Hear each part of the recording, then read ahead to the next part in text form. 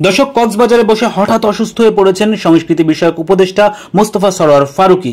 উন্নত চিকিৎসার জন্য তাকে শনিবার 16 আগস্ট দিবাগত রাতে হেলিকপ্টারে করে ঢাকায় নেওয়া হয়েছে। বিষয়টি সাংবাদিকদের নিশ্চিত করেছেন কক্সবাজারের অতিরিক্ত জেলা প্রশাসক ইমরান হোসাইন সজীব। তিনি জানান, সংস্কৃতি বিষয়ক উপদেষ্টা গত 15 আগস্ট 5 দিনের সরকারি সফরে কক্সবাজারে যান।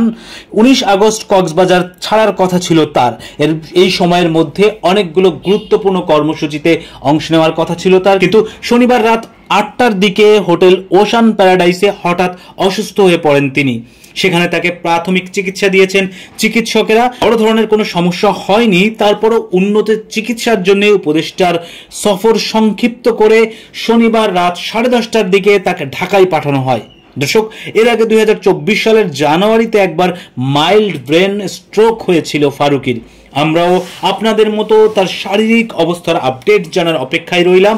সেই পর্যন্ত সাবস্ক্রাইব করে সঙ্গে থাকুন আমাদের পার্শ্বচিত্র চ্যানেলের।